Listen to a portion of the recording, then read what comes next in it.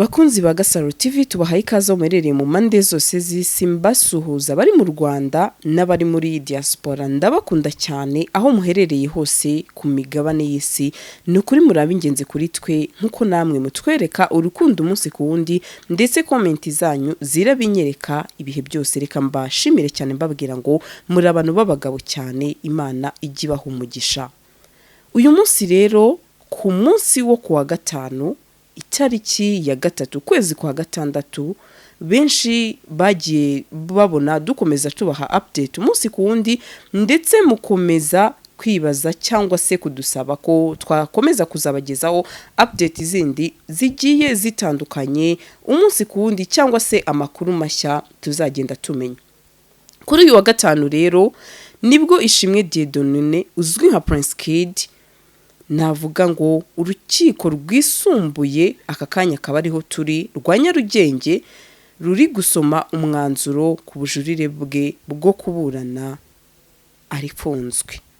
Benshi rero baraza kwibaza ati se ni cyo kintu cyavuye muri uyu mwanzuro ese byagenze bite? Reka mbabwire ngo nka GASARO TV tuba tuhababereye umunsi ku wundi ndetse amakuru tumenya ntago twayihererana kuko ni mwebwe navuga ngo tuba tugomba kuyagezaho umunsi ku wundi. Rero ngira ngo nsubiye inyuma gato muribuka neza ko Prince Kid yarakurikiranweho ibyaha bitatu mbere ariko icyaha kimwe muri byo kikaba cyaraburiwe ibimenyetso bihagije. Icyo cyaha rero ngira ngo muribuka umukobwa witwa Akariza Hope akaba yaritabiriye nawe Miss Rwanda akaba yaratanze ubuhamya ko uyu musore yamunywesheje urumogi ndetse akamuha n'ibisindisha yagiye mu rugo iwe i Kanombe hanyuma yamara kubona ko yamuhaye ibisindisha nta bwenge yari afite akamusambanya hanyuma akamwizeza ikamba. Nyamara mu by'ukuri uno mukobwa niba mumwibuka ngira ngo murabyibuka neza ko ari inshuro ya kabiri yaritabiriye iri rushanwa aho yavuze ko bwa mbere yavuyemo ariko bwa kabiri agaba yarashishikarijwe n'uyu musore kuba yasubiramo Miss Rwanda ko ashobora kuzagiramo amahirwe. Icyo cyaha rero uyu mukobwa navuga ngo yatanzemo ubuhamya mu rukiko ni cyaha cyaburiwe ibimenyetso bihagije ndetse kugeza ubu ngubu ibimenyetso bihagije bikaba bitaraboneka kugeza kuri uyu wa gatanu kuri uyu munsi turiho hari kuba isomwa ry'urubanza rya ishimwe Dieudonné. Rero subiye inyuma murabyibuka ko hari hasigaye ibyaha bibiri ari cyo guhoza undi ku nkeke n'icyaha cyishimisha mibiri. Rero goza undi ku nkeke ngira ngo murabizi ko Muheto nawe yatanze ubuhamya avuga ko Prince Kid nawe yamojeje ku nkeke aho yamuhamagaye ati ngwino mu cyumba cya hoteli bari bagiyemo hoteli yo ku Gisenyi hanyuma uno mukobwa yabyanga nabwo ntave kuyizima nabwo agakomeza kuba yamuhamagara amubwira ati ngwino mu cyumba. Uyu mukobwa nawe rero akamubera ibamba akaba ari cyo cyaha nacyo urukiko rwavuze ko yahozaga uyu mukobwa Miss Rwanda w'uyu mwaka turimo ku nkeke nubwo ntacyo byatanze cyangwa se ntabyo yagezeho ariko akaba ataratumaga agoheka nk'uko abanyarwanda tuvuga. Kuri uyu munsi rero navuga ngo urukiko rwisumbuye rukaba rwemeje ko Prince Kid akomeza kuburana afunzwe ndetse benshi nzi neza ko uyu mwanzuro atari wo mwari mwiteze nkurikije benshi ibyo bagiye bavuga bati uko byagenda kose ku itariki 3 hari amahirwe ko Prince Kid yataha. Ngira ngo murabyibuka ko ku itariki 27 Prince Kid nabwo yari yagiye mu rukiko nubwo urubanza rwe rwabereye nanone mu Muhezo ku bujurire. Ngira ngo murabizi ko Prince Kid yari yajuriye hanyuma urubanza rwe rukabera mu Muhezo. Kuri uyu munsi rero nibwo isomwa ry'urubanza rwe bivuze ko Prince Kid n'ubundi agiye gukomeza yambaye iroze ari mageragere. Ni urubanza rero rwatangiye mu masaha ya 8 ku isaha yo mu Rwanda ndetse navuga ngo benshi byabarenze bo mu muryango we, benshi byabababaje, benshi uyu munsi wabonye ko ibyo batekerezaga navuga ngo bibusanyije cyangwa se bitandukanye n'icyo urukiko rwababwiye. Wabonaga rwose ari urubanza n'ubundi nk'uko bisanzwe rwitabiriwe ahanini cyane n'itangazamakuru ryinshi cyane kurenza umuryango cyangwa se zimwe mu nshuti za hafi za Prince Kid. Bumvaga benshi bari kuvuga bati uko byagenda kose rwose umuhungu wacu araza gutaha, ariko bitandukanye neza twebwe nibyo twibwira abana b'abantu cyangwa se twebwe nibyo twifuzaga. N'ubundi Prince Kid kugeza kuri uyu munsi aracyari mu mageragere. Navuga ngo urukiko ubujurire bwe ruteye utwatsi, ruvuga ko nta mpamvu yo kugira ngo Prince Kid abe yaburana ari hanze cyangwa se abe yafungurwa by'agateganyo ngo abe yajya kuburana ari hanze. Murabizi ko iyo uburanye uri hanze ugenda witaba urukiko uko rugukeneye. Rero navuga ngo urukiko rwavuze ko nta mpamvu yuko Kid yajya kuburana ari hanze, atagomba gukomeza kujya yitaba urukiko n'ubundi afunzwe. Murabizi ko kugeza kuri uyu munsi Prince Kid afungiye mageragere, atagomba kujya n'ubundi aturuka muri mageragere akaza kwitaba urukiko. Ngira ngo n'ubundi ni nko kuvuga ngo urukiko rw'ibanze rwa Kicukiro icyo rwemeje n'ubundi uyu munsi natwe turacyagihagazeho. Prince Kid agomba kuburana n'ubundi afungiye mageragere.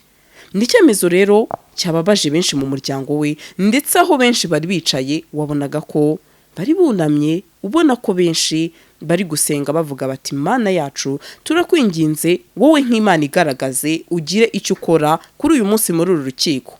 Ndetse navuga ngo hari na benshi iki cyemezo kigisomwa ko n'ubundi akomeza kuburana afungiye mageragere, wahise ubona ko mu maso yabo hazenze amarira, ndetse ubona ko benshi atari cyo kintu bari biteze. N'ubundi navuga ngo nta muntu wifuriza inshuti ye cyangwa se umuvandimwe we cyangwa se umuntu we wa hafi kuba yafungirwa hariya hantu uwo yaba ari we wese. Ngira ngo nta muntu wifuriza umuntu we ko yajya muri gereza.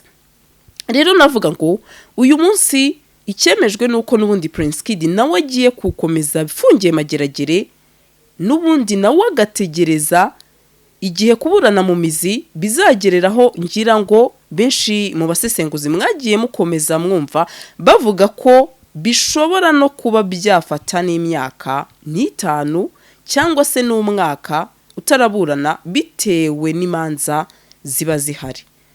Ngira ngo rero nkuko mukomeza mubyumva mwumva ko bishobora kuba byafata n'umwaka cyangwa se n'igihe kindi kirekire umuntu uri mageragere cyangwa se mu zindi gereza ataraburana. Biterwa n'iki rero? N'ubundi murabizi neza nkuko ubutabera bw'u Rwanda buboneye, navuga ngo haba hari imanza nyinshi zigiye zitandukanye ziba zigomba kubanza gusomwa cyangwa se kwitabwaho bitewe n'igihe wagereye mageragere. Urubanza rwawe nyine hari igihe nabyo bifata kugira ngo uzaburane mu mizi. Rero murabyumva ko Prince Kid n'ubundi nawe aramanutse agiye gufunganwa n'ubundi nkuko byari bisanzwe afunganwe n'abandi Ndimbati. Kugeza kuri uyu munsi ngira ngo murabizi ko Ndimbati ataraburana mu mizi, ndetse benshi bakomeza kwibaza ati se bizagenda bite cyangwa se byagenze bite. Ndagira ngo mbibutse ko kugeza kuri uyu munsi n'ubundi Ndimbati nawe ntaraburana kubera nkuko nakomeje mbibabwira imanza ziba zihari.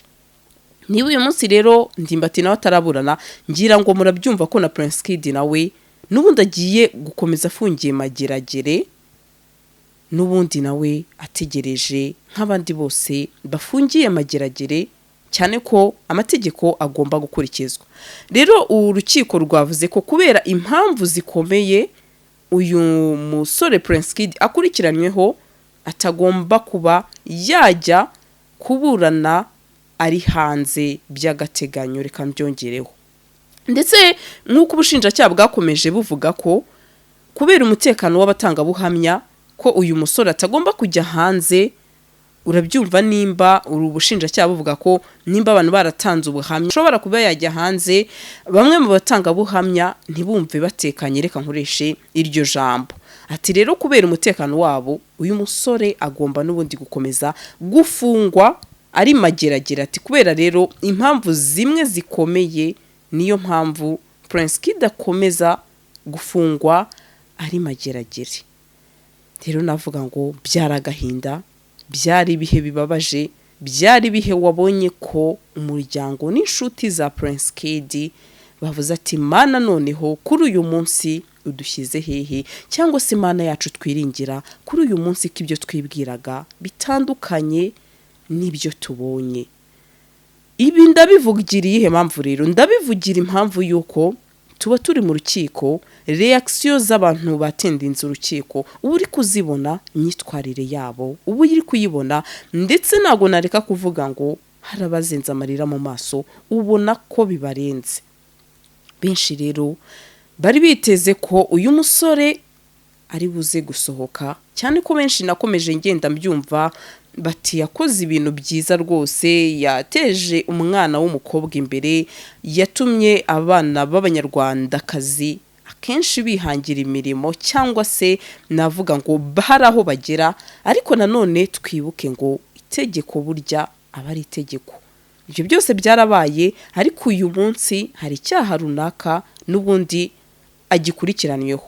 Kubw'izo mpamvu rero nubwo ibyo byabaye n'ubundi agomba kuba yabibazwa nk'uko n'ubundi abandi babazwa ibyo bakekwaho, cyane ko kugeza kuri uyu munsi n'ubundi aracyakekwaho, ntago arahamwa n'icyaha ngo bivugwe ko yahamijwe icyaha.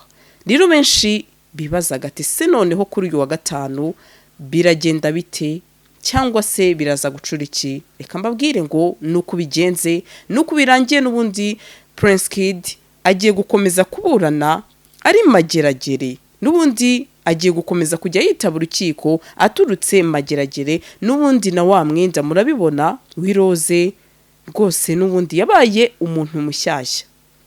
Rero reka mvuge ngo nizo update tuba tubazaniye, ndetse nkomeza mbwira benshi bari biteze ko uyu munsi ku wa gatanu Prince Kid ari butahe. Nagiye mbona post z'abantu benshi cyane bagiye batandukanye ndetse banazwi bandika ko uno munsi ati Prince Kid nubwo atari umudive, atari karaza gutangirira isabato ku itorero rya Kanombe. Urabyumva rero, tugenekereje abanditse gutyo murabyumva ko bavugaga ko hari amahirwe yuko ashobora kuza gutaha. Ariko reka mvuge ngo ibyo twe nk'abana b'abantu twibwira ntago ari byo itegeko cyangwa se abanyamategeko burya bibwira. Niryo jambo nasorizaho nkoresha, ndetse navuga ngo babantu n'ubundi mwakomeje gusengera Prince Kid mwicika intege. N'ubundi reka mvuge ngo haracyari ibyiringiro, nubwo uyu munsi urukiko rwemeje ko agiye gukomeza kuzajya yitaba urukiko afunzwe. Muri make iyo bigenze gutyo, kujurira kwawe biba byatewe utwatsi. Mu magambo makeya, ngira ngo murabizi ko mu minsi yashize aho yaburanaga mu rukiko rw'ibanze rwa Kicukiro, ko yahise avuga ko nubwo akatiwe iminsi 30 y'agateganyo, ariko n'ubundi agiye kujurira. N'ubundi rero bwa bujurire bwe murabizi ko mu minsi 5 bwahise buhabwa agaciro, aho yagiye kuburana mu rukiko rwisumbuye rwa Nyamirambo. Uyu munsi ari rwo turimo. N'ubundi narwo cya cyemezo cy'urukiko rw'ibanze nirwo rugihagazeho, n'ubundi nirwo rukiriho, narwo rwavuze ruti tugomba n'ubundi gukurikiza icyo itegeko rivuga. N'ubundi rero reka mvuge ngo Maître Nyembo Emeline akaba ari wunganira Prince Kid mu mategeko, n'undi aracyafite akazi gakomeye, kuko uno munsi n'ubundi umukiriya we aracyakomeje kuba yafungwa, ndetse agiye gutegereza amageragere kuburana mu mizi. Rero benshi kuri uyu munsi n'abanyamakuru navuga ngo wabonye ko ari ibintu byatunguye benshi, byababaje benshi. Ndababwira nk'uwari uhari, benshi bari biteze cyangwa se navuga ngo batekerezaga ko kuri uyu munsi Prince Kid ari buze gutaha. Ariko reka mvuge ngo ntago ariko bigenze, n'ubundi akomeje gufungwa. Reka nkubwire ngo rero we wakurikiye GASARO TV, natwe ntago tuzagutenga umunsi ku wundi, tuzakomeza tukugezaho update umunsi ku wundi, ndetse tuzahakubera ibihe byose. Reka nkubwire ngo wowe butange comment, urakoze cyane, mbaye ngushimiye, ndetse nawe uri bukande like, uruwingenzi kuri twe, natwe ntago tuzagutererana. Reka nkubwire ngo ndagushimiye cyane, aho uri hose uhabwa umugisha. Iyi nkuru rero wagezwagaho na Sandra nk'ibisanzwe. Ciao, mukomeze mugira ibihe byiza. GASARO TV.